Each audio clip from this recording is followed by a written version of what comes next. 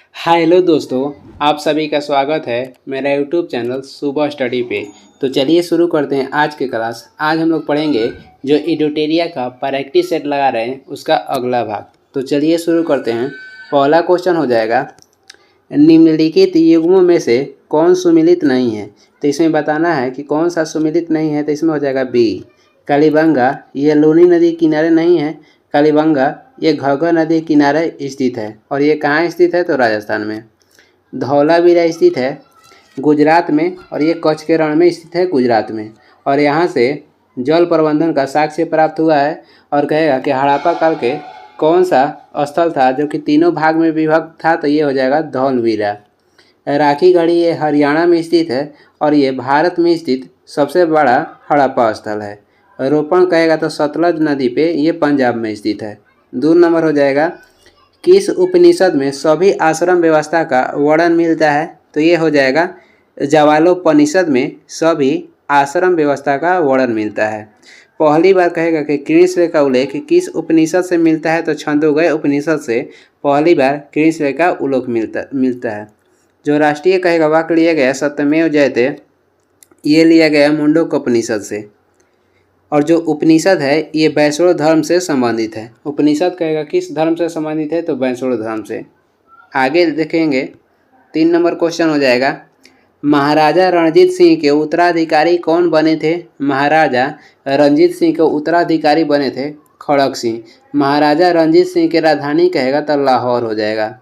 महाराजा रणजीत सिंह ने अंग्रेजों के साथ अमृतसर की संधि की थी कब? तो 1809 में। 4 नंबर हो जाएगा, किताब उल यामिनी किसकी रचना है।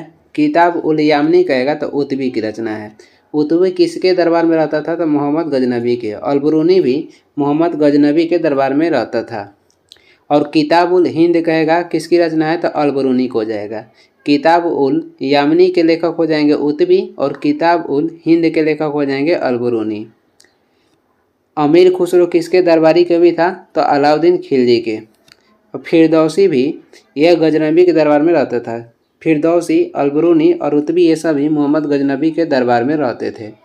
आगे देखेंगे 5 नंबर क्वेश्चन हो जाएगा, हेक्टर मुनरो संबंधित था। हेक्टर मुनरो का संबंध हो जाएगा बक्सर युद्ध से। बक्सर के युद्ध में नेतृत्व किया था अंग्रेजों का हेक्टर मुनरो। और बक्सर का युद्ध हुआ था 22 अक्टूबर 1764 में। 1857 के भारत का प्रथम स्वतंत्रता संग्राम किसने कहा था? तो बीडी सावरकर गए थे। जो 1857 का विद्रोह हुआ था वो मेरठ से स्टार्ट हुआ था 10 मई को 1857 में। प्रथम आंग्ल मैसूर युद्ध कहेगा तो 1767 से 69 तक चला था। दूसरा आंग्ल मैसूर युद्ध कहेगा तो 1780 से 84 तक चला था।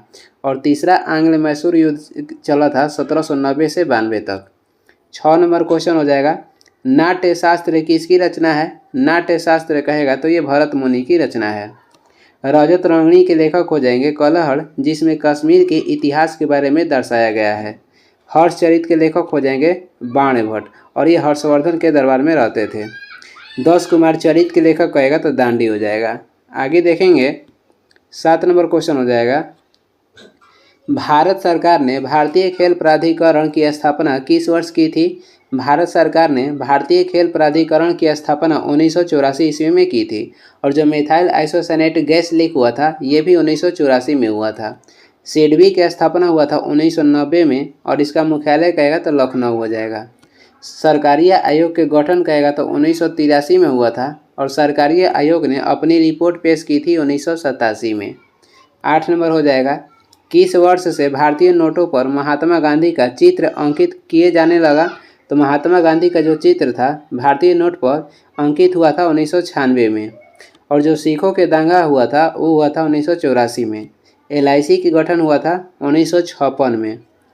और रुपया का 2 बार अवमूल्यन हुआ था 1991 में। जो रुपया का अवमूल्यन हुआ था 1991 में 2 हुआ था, 2 बार। पहली बार रुपये का अवमूल्यन हुआ था 1949 में, दूसरी बार हुआ था 1966 में, और तीसरी बार 1991 में हुआ था, जो कि 1991 में 2 बार हुआ।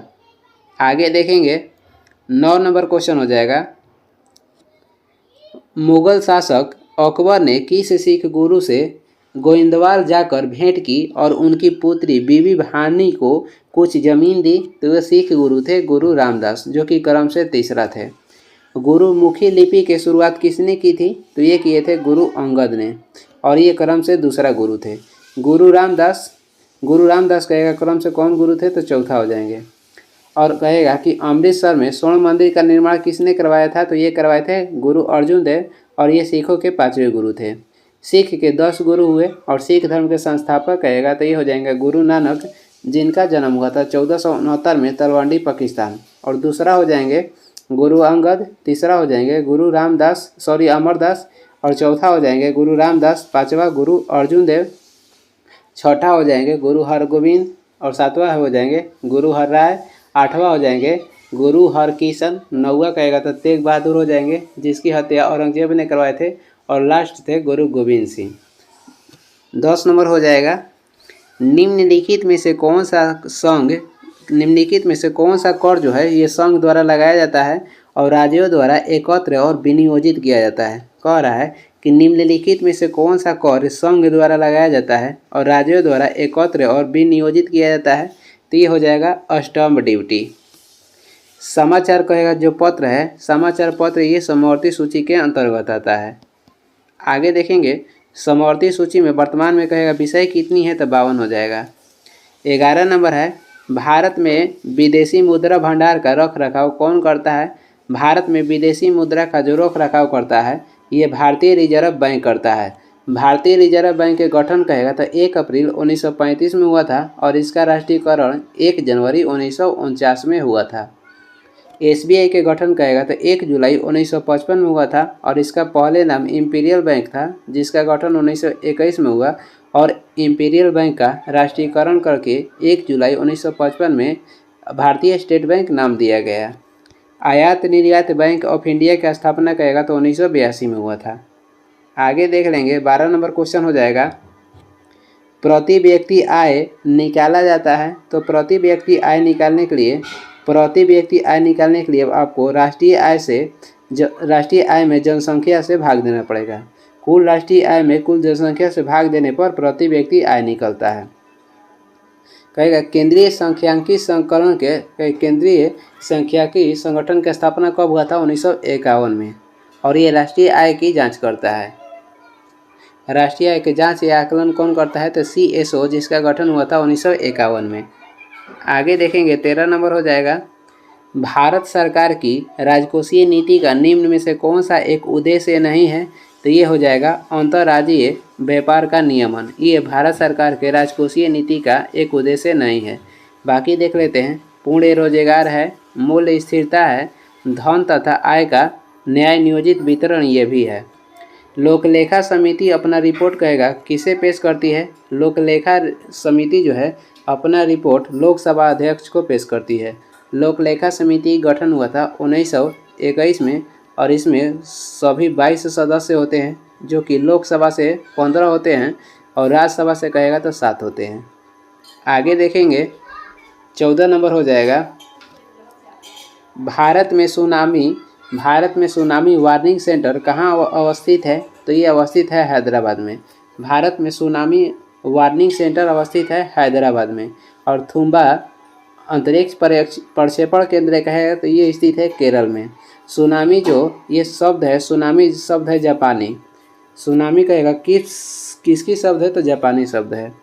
15 नंबर क्वेश्चन हो जाएगा पूर्वी तटीय मैदान का एक अन्य नाम क्या है? पूर्वी तटीय मैदान का एक अन्य नाम कोरोमंडल तटीय मैदान हो जाएगा। और मालाबार तटीय मैदान किसे कहते हैं? तो पश्चिमी तट को मालाबार तटीय मैदान कहते हैं। 16 नंबर क्वेश्चन देखेंगे हैदराबाद जो मूसी नदी के किनारे अवस्थित है, यह किसकी सहायक नदी है?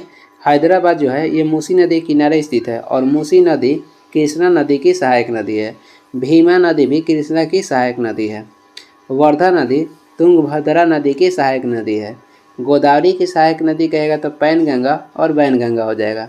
दक्षिण भारत की सबसे लंबी नदी कहेगा तो गोदावरी हो जाएगा।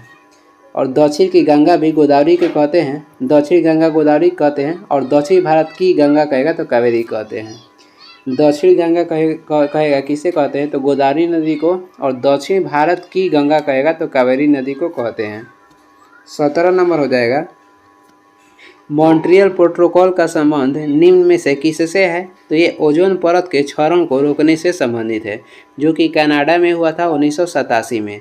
और कार्बन डाइऑक्साइड गैस के उत्सर्जन को कम करने के लिए क्योटो प्रोटोकॉल किया गया था 1997 में, और ये हुआ था जापान में। आगे देखेंगे 18 नंबर हो जाएगा, दिन एवं रात जिस कारण होते हैं वो कौन सा है? तो यानी किसके कारण दिन और रात होता है? तो भू परिभ्रमण के कारण, पृथ्वी के परिभ्रमण के कारण दिन और रात होता है। कहेगा किस तारीख को दिन और रात जो बराबर होता है? तो 21 मार्च और 23 सितंबर को दिन और रात बराबर होते हैं। 21 मार्च और 23 सितंबर को दिन और रात क्या होते हैं? तो बराबर होते हैं। 19 नंबर हो जाएगा, मेघालय के पठार को 3 भागों में बांटा गया है, गारो, खासी और जयंतिया पहाड़ी। इस विभाजन का आधार क्या है? तो इस विभाजन का आधार कहेगा तो जनजाति, यानी कि जनजाति हो जाएंगे। जो सर्वाधिक वर्षा होता है भारत में, ये मानसीरम मेघालय में ही होता है। और एलिफेंटा जो जल प्रपात है ये मेघालय में स्थित है। आगे देखेंगे 20 नंबर क्वेश्चन हो जाएगा, निम्न में से भारत का कौन सा राज्य कर्क रेखा पर स्थित नहीं है? तो इस ऑप्शन के अनुसार उड़ीसा जो है ये कर्क रेखा पर स्थित नहीं है। राजस्थान, झारखंड और मध्य प्रदेश ये तीनों कर्क रेखा पर स्थित है। भारत में जो कर्क रेखा है 8 राज्यों से गुजरती है। और सर्वाधिक कहेगा किस राज्य से गुजरती है? कर्क रेखा सर्वाधिक गुजरती है मध्य प्रदेश से, और न्यूनतम गुजरती है राजस्थान से। 21 नंबर हो जाएगा, निम्न में से कौन सा सही सुमिलित नहीं है? तो इसमें हो जाएगा डी, हाइजेनबर्ग ने अपवर्जन का नियम नहीं दिए थे, अपवर्जन के नियम दिए थे पाउली। और हाइजेनबर्ग ने अनिश्चितता के सिद्धांत दिए थे। अनिश्चितता के सिद्धांत किसने दिया था? तो हाइजेनबर्ग दिए थे। त्रिक नियम के खोज किए थे डोब्रेनर ने, और अष्टक सिद्धांत के खोज किए थे न्यूलैंड्स ने। आवर्त सारणी के कहेगा, आधुनिक आवर्त सारणी के किसने खोज किया था? तो मोसले 1913 में। और केवल आवर्त सारणी के पहली बार खोज किए थे मेंडलीफ 1869 में। आगे देख लेंगे 22 नंबर क्वेश्चन हो जाएगा, निम्न में से कौन सा कथन सही है? इसमें आपको बताना है। तो इसमें फ्यूज देखते हैं, ऑप्शन देखते हैं। पहला ऑप्शन हो जाएगा, फ्यूज को सदैव परिपथ में समानांतर क्रम में जोड़ा जाता है, ये गलत है। फ्यूज को कहेगा सदैव, तो ये श्रेणी क्रम में जोड़ा जाता है। विद्युत फ्यूज सामान्यतः तांबा तथा टीन के मिश्र धातु बना होता है, तो ये गलत है। विद्युत जो फ्यूज है ये टीन और सीसा के मिश्र धातु से बना होता है। और फ्यूज जो है विद्युत धारा के ऊष्मीय प्रभाव पर कार्य करता है। फ्यूज विद्युत धारा के ऊष्मीय प्रभाव पर कार्य करता है। आगे देख लेंगे 23 नंबर हो जाएगा, निम्न में से कौन हिंद महासागर की गर्म एवं अस्थायी जलधारा है? तो मोजाम्बिक की जो जलधारा है ये हिंद महासागर के गर्म एवं अस्थायी जलधारा है। और पश्चिम ऑस्ट्रेलिया जलधारा ये भी हिंद महासागर के है, और ये ठंडी जलधारा है। सुसीमा जो जलधारा है ये प्रशांत महासागर के गर्म जलधारा है। और बेंगुएला जो जलधारा है ये अंटार्कटिक महासागर के ठंडी जलधारा है। अब से देखते हैं, हिंद महासागर की गर्म एवं अस्थायी जलधारा हो जाएगा मोजाम्बिक की जलधारा। सुसीमा जो जलधारा है ये प्रशांत महासागर के गर्म जलधारा है। और हिंद महासागर के ठंडा जलधारा कहेगा तो पश्चिमी ऑस्ट्रेलिया जलधारा हो जाएगा। और अंटार्कटिक महासागर के ठंडा जलधारा हो जाएगा वेनेजुएला की जलधारा। ग्लोबल वार्मिंग हेतु निम्न में से कौन सा एक महत्वपूर्ण जिम्मेदार कारक है? तो ये हो जाएगा धान की फसल। ग्लोबल वार्मिंग हेतु निम्न में से कौन सा एक महत्वपूर्ण जिम्मेदार कारक है? तो धान की फसल। और धान से कहेगा कौन सी गैस निकलता है? तो मीथेन गैस निकलता है, जिसका अन्य नाम मार्स गैस भी है। धान में कहेगा खैरा रोग किस तत्व की कमी के कारण होता है? तो जस्ता के कमी के कारण धान में खैरा रोग होता है। गेहूं के रस्ट रोग किसके कारण होता है? गेहूं में जो रस्ट रोग होता है ये कवक के कारण होता है। आगे देखेंगे 25 नंबर हो जाएगा, बिहार में कौन सी नदी गंगा में दक्षिण दिशा से नहीं मिलती है? तो दक्षिण दिशा से नहीं मिलती है महानदी, ये मिलती है उत्तर दिशा से। बाकी फाल्गु नदी, पुनपुन नदी और करमनाशा नदी ये बिहार के गंगा नदी में दक्षिण दिशा से मिलती है। फाल्गु नदी के अन्य नाम कहेगा तो निरंजना नदी हो जाएगा। और ये जो गया के विष्णु पद मंदिर है ये स्थित है फाल्गु या निरंजना नदी के किनारे। 26 नंबर क्वेश्चन हो जाएगा, मैदान एवं पर्वत तल के बीच उठे समतल भूभाग को किस नाम से जाना जाता है? तो इसे जानते हैं पर्वतीय पठार के नाम से। हिमालय जो है ये नया पर्वत है, और पुरानी पर्वत कहेगा तो अरावली हो जाएगा। आगे देखेंगे 27 नंबर क्वेश्चन हो जाएगा, यदि लोकसभा में बजट पारित नहीं होता है तो क्या होगा?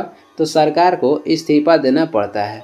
बजट जो शब्द है ये पहली बार फ्रांस में प्रयोग किया गया था 1803 में, और प्रारंभ का बजट का प्रारंभ हुआ था इंग्लैंड में। शब्द का प्रयोग किया गया था फ्रांस में 1803 में, और ये बजट जो है ये प्रारंभ हुआ था इंग्लैंड से। भारत में बजट प्रणाली के जनक किसे कहा जाता है? तो जेम्स विलियम्स को।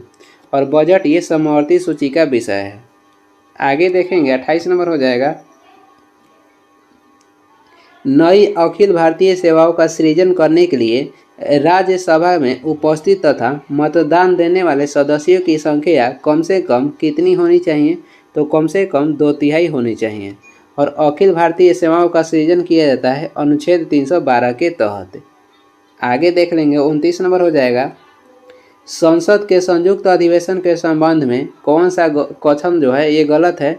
संसद के संयुक्त अधिवेशन के संबंध में देखते हैं कौन सा कथन गलत है। तो इसमें हो जाएगा सी, धन विधेयक एवं संविधान संशोधन विधेयक पारित करने के लिए संयुक्त अधिवेशन बुलाया जा सकता है, ये गलत है।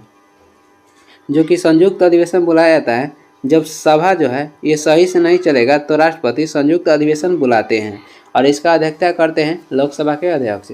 बाकी ऑप्शन देख लेते हैं, तो इसमें सी गलत है। बाकी ऑप्शन देखते हैं, संयुक्त अधिवेशन राष्ट्रपति बुलाते हैं, सही है अनुच्छेद 108 के तहत, और ये ऑस्ट्रेलिया देश के संविधान से लिया गया है। संयुक्त अधिवेशन की कार्यवाही लोकसभा के प्रक्रिया नियमों के अनुसार संचालित होती है, ये भी सही है। संयुक्त अधिवेशन की अध्यक्षता लोकसभा के अध्यक्ष की अनुपस्थिति में लोकसभा के उपाध्यक्ष करेंगे, ये भी सही है। अभी तक संयुक्त जो अधिवेशन है 3 बार बुलाया गया है, पहली बार 1961 में, दूसरी बार 1978 में, और तीसरी बार कहेगा तो 2002 में। पहली बार बुलाया गया था दहेज प्रथा के विषय के लिए, और दूसरी बार बैंकिंग के लिए, और तीसरी बार आतंकवाद के लिए। आगे देखेंगे 30 नंबर हो जाएगा, नियंत्रक एवं महालेखा परीक्षक केंद्र सरकार के लेखाओं का प्रतिवेदन राष्ट्रपति को देता है, जिसे वह संसद के दोनों सदनों के पटल पर रखते हैं। इसके उपरांत संसद के किस समिति इसकी जांच करती है? तो ये करती है लोक लेखा समिति।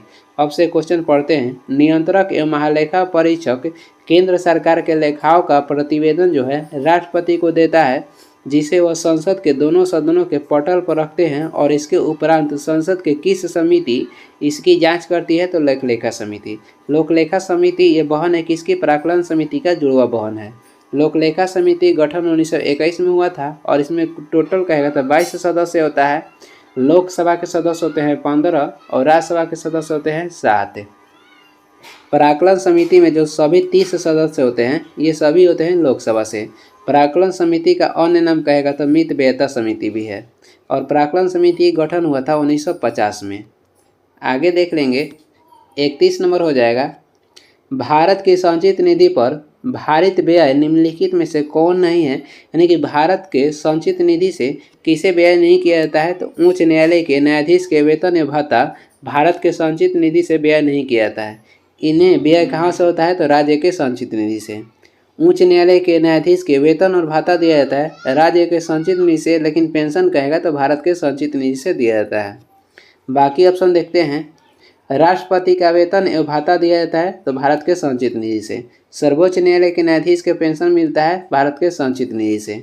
उच्च न्यायालय के न्यायाधीशों के पेंशन मिलता है भारत के संचित निधि से, लेकिन इनका वेतन और भत्ता कहेगा तो राज्य के संचित निधि से दिया जाता है। संचित निधि का उल्लेख किया गया अनुच्छेद 266 के फर्स्ट में, और आकस्मिक निधि का उल्लेख किया गया अनुच्छेद 267 में। संचित निधि से अगर धन निकालना हो तो इसमें अनुमोदन लेना पड़ेगा संसद से, और आकस्मिक निधि से धन निकालने के लिए राष्ट्रपति प्रतिवेदन करते हैं। आगे देखेंगे 32 नंबर हो जाएगा, किसी राज्य की विधान परिषद की सदस्य संख्या उस राज्य की विधानसभा के सदस्यों की संख्या से अधिक नहीं हो सकती है, तो 1/3 से अधिक नहीं हो सकती है। विधान परिषद का गठन इसका उल्लेख मिलता है अनुच्छेद 169 में, और विधानसभा का गठन का उल्लेख मिलता है अनुच्छेद 170 में। आगे देखेंगे 33 नंबर हो जाएगा, राष्ट्रीय आपातकाल के संबंध में कौन सा कथन गलत है? राष्ट्रीय आपातकाल के संबंध में कहेगा तो ये इसमें हो जाएगा बी, राष्ट्रीय आपात के समय राज्य सरकार निलंबित कर दी जाती है, ये गलत है। राष्ट्रीय आपात के समय राज्य सरकार को निलंबित नहीं किया जाता है। बाकी ऑप्शन देखेंगे, राष्ट्रीय आपात संविधान के अनुच्छेद 352 के तहत राष्ट्रपति द्वारा लगाया जाता है, ये सही है। संसद के दोनों सदनों द्वारा आपात की उद्घोषणा जारी होने के 1 माह के भीतर अनुमोदित होना आवश्यक है, ये भी सही है। संसद द्वारा आपातकाल में राज्य के विषयों पर बनाए गए कानून आपातकाल की समाप्ति के बाद 6 माह तक प्रभावी रहते हैं, ये भी सही है। राष्ट्रीय आपातकाल अनुच्छेद 352 के तहत राष्ट्रपति लगाते हैं, और जो आपातकाल है ये सभी लिया गया है जर्मनी के संविधान से। केवल वित्तीय जो आपातकाल है, जो कि अनुच्छेद 360 में इसका उल्लेख किया गया है, ये लिया गया अमेरिका के संविधान से, और अभी तक भारत में वित्तीय आपातकाल एक भी बार लागू नहीं हुआ है। आगे देखेंगे 34 नंबर हो जाएगा, कैल्शियम हाइड्रोक्साइड के विलयन से जब कार्बन डाइऑक्साइड गुजरती है तो बनने वाले अवक्षेप का रंग कैसा होता है? तो बनने वाला अवक्षेप का रंग सफ़ेद होता है। कैल्शियम हाइड्रोक्साइड के विलयन से जब कोई कार्बन डाइऑक्साइड गुजरती है तो बनने वाले अवक्षेप का रंग होता है, ये कैसा होता है? तो ये होता है सफ़ेद। और कैल्शियम हाइड्रोक्साइड का सूत्र होता है CaOH, और इसे बुझा हुआ चूना कहते हैं, और बिना बुझा हुआ चूना का सूत्र हो जाएगा CaO। 35 नंबर क्वेश्चन है, किस अनुच्छेद के तहत राज्य पोषाहार स्तर और जीवन स्तर को ऊंचा करने का प्रयास करेगा?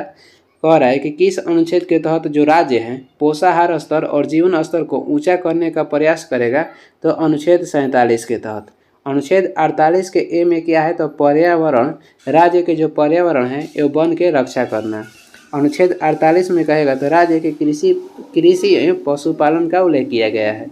48 में कहेगा तो कृषि एवं पशुपालन का उल्लेख है, और 48 के ए में कहेगा तो पर्यावरण एवं वन की रक्षा का उल्लेख है। अनुच्छेद 49 में उल्लेख किया गया स्मारक स्थान एवं प्रकृति का संरक्षण। आगे देखेंगे 36 नंबर हो जाएगा, प्रिज्म से गुजरने पर सूर्य के प्रकाश की किरणें विभिन्न रंगों में बट जाती है क्योंकि प्रिज्म की दोनों सतहों पर किरणों का विचलन होता है। प्रिज्म में जो रंगों का क्रम होता है ये नीचे से हो जाएगा, इसका ट्रिक होता है बैजानी हपिनला। इसका नीचे से हो जाएगा, नीचे रहता है बैगनी, उसके बाद जामुनी, उसके बाद नीला, उसके बाद हरा, उसके बाद पीला, उसके बाद नारंगी, और ऊपर रहता है लाल। आगे देखेंगे 47 नंबर हो जाएगा, उत्प्लावन बल निर्भर करता है विस्थापित द्रव्य के घनत्व पर। और उत्प्लावन बल के कहेगा सिद्धांत किसने दिए थे? तो यूनान के नागरिक थे आर्किमिडीज। और इसका कहेगा उत्प्लावन बल जो है उस तरल पदार्थ के तापमान के व्युत्क्रमानुपाती होता है जिसमें शरीर डूबा हुआ हो। उत्प्लावन बल के अनुसार उत्प्लावन बल उस तरल पदार्थ के तापमान के व्युत्क्रमानुपाती होता है जिसमें शरीर डूबा हुआ हो। आगे देखेंगे अगला क्वेश्चन हो जाएगा 38 नंबर, निम्नलिखित में से किस चुंबकीय पदार्थ को चुंबकीय क्षेत्र में रखे जाने पर क्षेत्र की विपरीत दिशा में चुंबकित हो जाते हैं? जो प्रति चुंबकीय होते हैं ये चुंबकीय क्षेत्र में रखिएगा तो ये विपरीत दिशा में चुंबकित होते हैं। और प्रति चुंबकीय पदार्थ के उदाहरण हो जाएगा हीरा, सोना और चांदी। अनुचुंबकीय क्या होता है? तो अनुचुंबकीय पदार्थ को चुंबकीय क्षेत्र पर रखने पर थोड़ा सा रिएक्शन करते हैं, और इसका उदाहरण हो जाएंगे सोडियम, एल्युमिनियम और ऑक्सीजन। लौह चुंबकीय जो पदार्थ होते हैं इन्हें चुंबकीय क्षेत्र में रखिएगा तो ये पूर्ण रूप से सक्रिय हो जाते हैं, और इसका उदाहरण हो जाएंगे लोहा, निकेल और कोबाल्ट।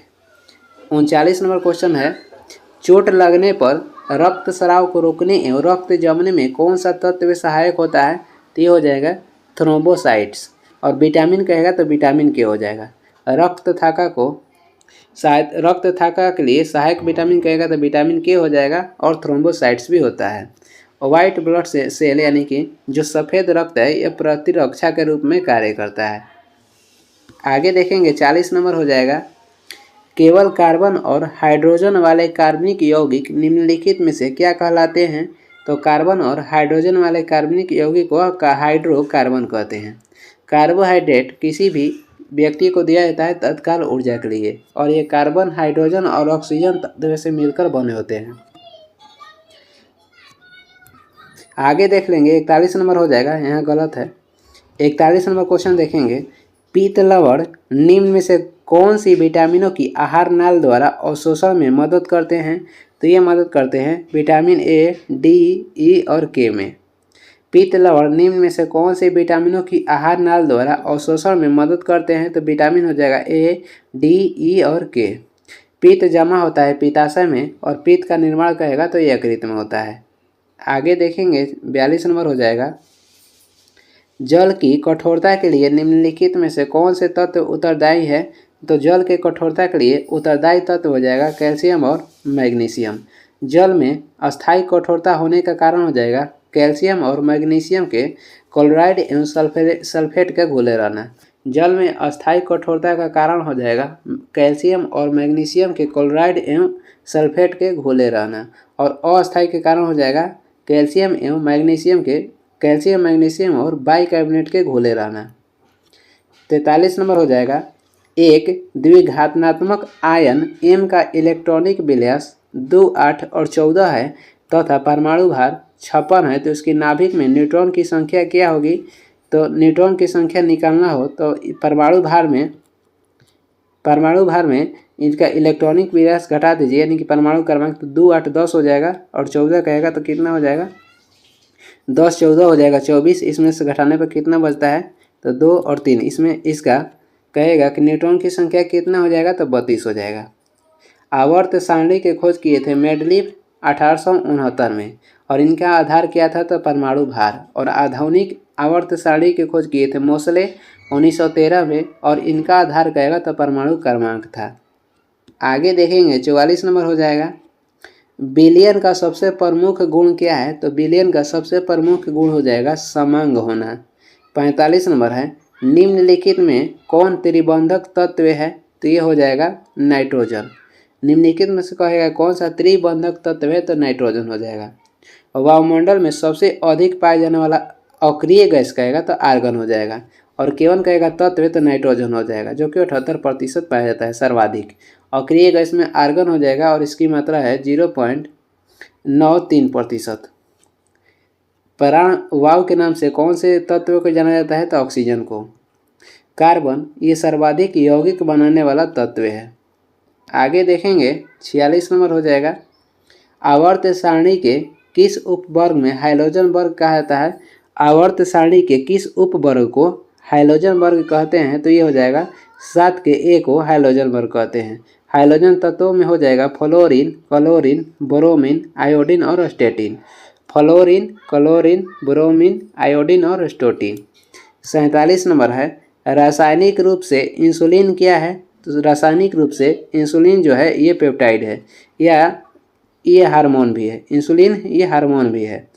इंसुलिन जो निकलता है लैंगरहैंस द्वीप से निकलता है।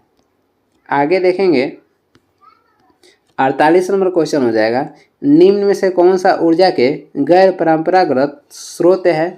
करेक्ट, निम्न में से कौन सा ऊर्जा के गैर परंपरागत स्रोत है? तो इसमें हो जाएगा सभी। ज्वारीय ऊर्जा, परमाणु ऊर्जा, बायोगैस और भूतापीय ऊर्जा। कहेगा भारत के प्रथम परमाणु संयंत्र कौन सा है? तो ये हो जाएगा तारापुर महाराष्ट्र, जिसका स्थापना हुआ था 1969 में। भारत का प्रथम परमाणु संयंत्र हो जाएगा तारापुर महाराष्ट्र में स्थित है, और इसका स्थापना 1969 में हुआ था। अब कहेगा भारत में परमाणु ऊर्जा आयोग के गठन कब किया गया था? तो 1948 में। और भारत के कहेगा पहला परमाणु रिएक्टर कौन सा है? तो ये अप्सरा हो जाएगा, जिसका गठन हुआ था 1956 में। आगे देखेंगे 49 नंबर हो जाएगा, निम्न में से कौन सा एक भारत का कृत्रिम बंदरगाह नहीं है? तो ये कोचीन जो है ये प्राकृतिक बंदरगाह है। भारत के सबसे बड़ा बंदरगाह कहेगा तो मुंबई हो जाएगा, जो कि साल्सेट द्वीप पर स्थित है। और भारत के दूसरा सबसे बड़ा बंदरगाह हो जाएगा चेन्नई, और ये मुंबई के बाद दूसरा सबसे बड़ा बंदरगाह है। लिम्बू जो जनजाति है कहेगा किस राज्य में निवास करती है? लिम्बू जनजाति ये सिक्किम राज्य में निवास करती है। लेप्चा भी सिक्किम राज्य की जनजाति है। बैंगा कहेगा बैगा तो ये छत्तीसगढ़ का हो जाएगा। खासी जनजाति मेघालय राज्य में रहती है, और त्रिपुरा की जनजाति हो जाएगा रियांग और हलम। कुछ वन लाइनियर महत्वपूर्ण क्वेश्चन है, देखते हैं। परमाणु के 3 मौलिक कण कौन से हैं? तो इलेक्ट्रॉन, प्रोटॉन और न्यूट्रॉन। परमाणु के नाभिक में होते हैं प्रोटॉन और न्यूट्रॉन, और इलेक्ट्रॉन ये नाभिक के बाहर दिशा में गति करते रहता है। और वायुमंडल में सबसे अधिक मात्रा में पाए जाने वाला तत्व कहेगा तो नाइट्रोजन हो जाएगा 78%। और वायुमंडल में सबसे अधिक मात्रा में पाया जाने वाला अक्रिय गैस कहेगा तो आर्गन हो जाएगा 0.93% पाया जाता है। और कौन से अक्रिय गैस वायुमंडल में नहीं पाया जाता है तो रेडॉन हो जाएगा। और जीनॉन गैस ये सर्वाधिक यौगिक बनाने वाला अक्रिय गैस है, और इसका अन्य नाम स्ट्रेंजर भी है, इसको स्ट्रेंजर गैस भी कहते हैं। वायुमंडल में नहीं पाया जाने वाला अक्रिय गैस हो जाएगा रेडॉन। सर्वाधिक यौगिक बनाने वाला अक्रिय गैस जीनॉन। सर्वाधिक यौगिक बनाने वाला तत्व कहेगा तो कार्बन हो जाएगा। विद्युत का सबसे अच्छा सुचालक माना जाता है चांदी को। आगे देखेंगे, कृत्रिम वर्षा हेतु प्रयोग में लाया जाता है सिल्वर आयोडाइड का। लोहे का शुद्धतम रूप हो जाएगा पिटवा लोहा, क्योंकि इसमें कार्बन की मात्रा कम होता है। प्राकृतिक रबड़ जो है ये किसका बहुलक है तो आइसोप्रीन का। लेड संचायक बैटरी में प्रयोग किया जाता है सल्फ्यूरिक अम्ल का, और इसे रसायन के राजा भी कहते हैं। कोल गैस किसका मिश्रण है तो कोल गैस CO+H2+ मीथेन का। कोल गैस किसका मिश्रण है CO+H2+ मीथेन।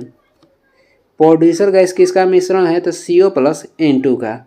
जल गैस किसका मिश्रण है CO+H2 का। सबसे उत्तम कोटि का कोयला माना जाता है तो एंथ्रासाइट को, और इसमें कार्बन की मात्रा अधिक होता है। सबसे उत्तम यानी सबसे अच्छा कोयला हो जाएगा एंथ्रासाइट, क्योंकि इसमें कार्बन की मात्रा जो होता है अधिक होता है। आगे देखेंगे, LPG का प्रमुख घटक कौन सा है तो ये हो जाएगा ब्यूटेन। दूध से दही बनना किसका उदाहरण है किण्वन का परिवर्तन कहेगा तो रासायनिक परिवर्तन हो जाएगा। धातुओं के ऑक्साइड की प्राकृतिक होती है क्षारीय, और अधातु कहेगा ऑक्साइड के प्राकृतिक होता है अम्लीय। धातु के हो जाएगा क्षारीय और अधातु के अम्लीय। हास्य गैस के रूप में जाना जाता है तो नाइट्रस ऑक्साइड को, जिसका सूत्र होता है N2O। ये इस वीडियो का लास्ट क्वेश्चन है, और वीडियो को लास्ट तक देखने के लिए धन्यवाद। वीडियो पसंद आ रहा तो लाइक कर दीजिएगा, चैनल पर नए हैं तो सब्सक्राइब भी कर दीजिएगा। कुछ सुझाव और सलाह देना है तो कमेंट करके ज़रूर बताएं।